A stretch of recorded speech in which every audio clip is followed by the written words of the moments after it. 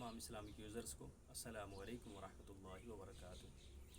آج بات کریں گے کہ قرآن میں اور حدیث میں ہم لوگوں کو والدین کے بارے میں یعنی ماں باپ کے ساتھ کیسا برتاؤ کیا جائے اس کے بارے میں کیا فرمایا گیا ہے۔ قرآن میں اللہ رب العزت ارشاد فرماتا ہے جو چیزیں اس کا مفہوم یہ ہے کہ ان کے ساتھ حسن سلوک کرو، ماں باپ کو اف تک نہ کہو، یعنی کسی طریقے کو انہیں ایذا تکلیف نہیں پہنچانی ہے۔ اور حدیث میں ماں باپ کے مرتبے کے بارے میں ہمیں کیا بتایا گیا ہے کہ ماں کے قدموں کے نیچے جنت ہے، باپ جنت کا دروازہ ہے۔ ہم اور آپ جس ماحول میں جس معاشرے میں جی رہے ہیں، کیا ہم اپنے ماں باپ کے ساتھ اچھا برتاؤ کر رہے ہیں؟ اکثر و بیشتر لوگ اس چیز میں ملوث ہیں کہ وہ ماں باپ کے ساتھ غلط برتاؤ کرتے ہیں، گالی گلوچ، مار پیٹ، اور یہاں تک ہے کہ کتنے ایسے لوگ ہیں کہ جو ماں باپ کو گھر سے بھی نکال دیتے ہیں، ان کے اخراجات نہیں ادا کرتے ہیں، ان کے ضرورت کی چیزیں انہیں نہیں دیتے ہیں، ان کو کھانے پینے سے بھی دور رکھتے ہیں۔ کیا یہ قرآن کی تعلیم تھی؟ یا یہ حدیث تھی؟ یا رسول اکرم صلی اللہ علیہ وسلم کا فرمان یہ تھا؟ یہ تو ہمارے لیے نہیں تھا نا۔ ہم مسلمان ہیں، ہمیں قرآن میں کہا گیا ماں باپ کا احترام کرنے کے لیے کہا گیا، انہیں اف تک نہ کہنے کے لیے۔ اگر یہ چیزیں ہم عمل میں لاتے تو آج جو اولڈ ایج ہاؤس بن رہے ہیں وہ نہیں ہوتے، یعنی وہ کمرے یا وہ گھر یا وہ مکانات، وہ عمارتیں بن رہی ہیں کہ جہاں کوئی شخص چاہے کہ اپنے ماں باپ کو، اپنے گھر کے ضعیف لوگوں کو لے جا کر کے وہاں چھوڑ دیں۔ ہم اس حد تک آ گئے۔ ارے اگر بطور انسانیت ہی سوچا جائے تو کتنی شرم کی بات ہے کہ ہم اپنے بزرگوں کو چھوڑ آتے ہیں اولڈ ایج ہاؤس، ہم ان کے خدمت نہیں کر پا رہے ہیں، ان کے لیے اپنا وقت نہیں نکال پا رہے ہیں۔ تو اتنی زیادہ گری سوچ یا اتنے زیادہ قرآن سے دور ہونے کے نتیجے ہی ہیں کہ اسلامی تعلیم سے دور ہوا انسان، مسلمان دور ہوا تو اس حد تک پہنچایا کہ ماں باپ کا احترام نہیں کر رہا ہے، ماں باپ کو گالی گلوچ کر رہا ہے۔ یہ چیزیں نہیں ہونی چاہیے، یہ مذہب اسلام کی تبلیغ نہیں تھی، یہ نبی کریم صلی اللہ علیہ وسلم کا فرمان نہیں تھا، یہ قرآن کا حکم نہیں ہے۔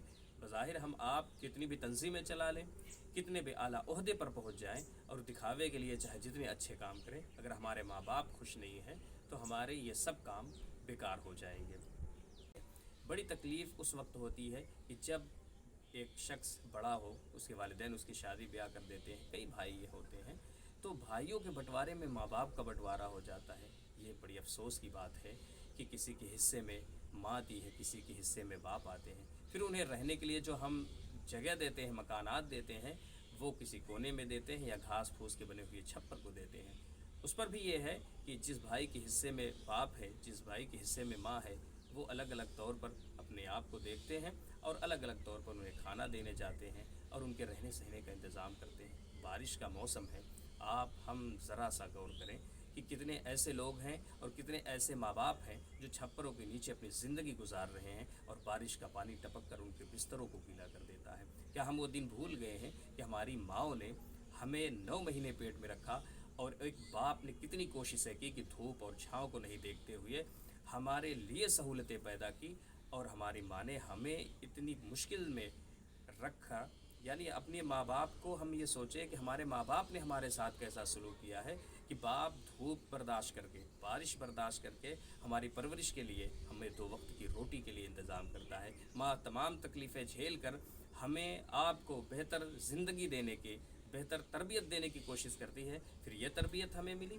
قرآن سے ہم اتنے دور ہو گئے کہ اپنے ماں باپ کا احترام نہیں کرتے ہیں، اور بارش کا پانی ٹپکتے ہوئے ماں باپ کے بستروں کو گیلا کر رہا ہے۔ یہ کہاں کی سوچ ہے؟ بھائیوں نے تو بٹوارے کر لیے، بھائی سوچتا ہے کہ جو چھپر ہم نے بنوائے ہیں دونوں نے مل کر، اب ایک بار کسی کی باری ہو، ایک بار دوسرے کی باری، ماں باپ کے لیے سہولتیں پیدا کرنے میں ہم نے باری بنا دی۔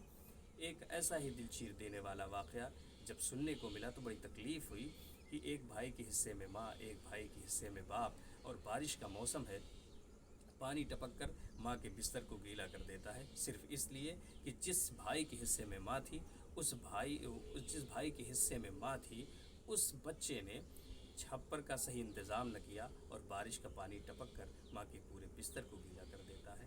یہ قوم مسلم ہے؟ یہ ہم آپ حسب اور نسب کا دعویٰ کرتے ہیں، ہم آپ اپنے آپ کو ایک مسلمان ہونے کا دعویٰ کرتے ہیں، اور قرآن سے اتنے دور، رسول کی تعلیم سے اتنے دور کہ ماں باپ کا خیال نہیں رکھ رہے ہیں۔ آپ ہم چاہے جتنا دنیا میں ترقی کر لیں وہ صرف دکھاوے کی ہو سکتی ہے. اصل زندگی ہماری جو ہے وہ آخرت کی ہے. تو آپ اگر دنیا میں بھی کامیاب اور آخرت میں بھی کامیاب ہونا چاہتے ہو تو والدین کا احترام میرے عزیزو ضرور کرو، اور گھر کے بٹوارے میں اتنا ضرور خیال رکھنا کہ ماں باپ کا بٹوارہ کر دے رہے ہو لیکن اس کو پوچھنے نہیں جا رہے ہو. یہ کتنی تکلیف کی بات ہے. اولڈ ایج ہاؤس کی تعداد بڑھتی جا رہی ہے کہ جہاں لوگ اپنے ماں باپ کی خدمت نہ کر کے، اپنے بزرگوں کی خدمت نہ کر کے، اپنے گھر کے ضعیفوں کی خدمت نہ کر کے انہیں اولڈ ایج ہاؤس چھوڑ دے رہے ہیں دوسروں کے سہارے. اور کبھی کبھی تو ان کے کچھ رہنے سہنے کے انتظامات جو اولڈ ایج ہاؤس میں ہیں وہ ان کے لیے کچھ پیسہ بھی دیتے ہیں. اور کتنے ایسے ماں باپ ہیں جن کی اولادیں اتنی ناکارہ ہیں کہ ان کو چھوڑ دیتی ہیں اور انہیں دوبارہ پوچھنے تک نہیں جاتی ہیں. یہ صرف قوم مسلم کا حال نہیں ہے، پوری دنیا میں یہ چیزیں بڑی تیزی سے پھیل رہی ہیں.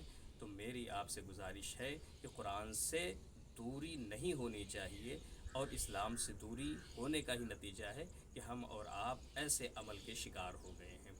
جب بھی اپنے لیے اور والدین کے لیے اور اپنے بچوں کے لیے کوئی چیزیں خریدیں تو کم از کم اتنا ضرور سوچیں کہ ہمارے ماں باپ کے لیے ہمارے لیے جو چیزیں خریدی جا رہی ہیں وہ عمدہ ہونی چاہیے. ایسا نہیں کہ آل و اولاد کے لیے عمدہ چیزیں خرید لیں اور ماں باپ کے لیے کم تر والی چیزیں خریدیں.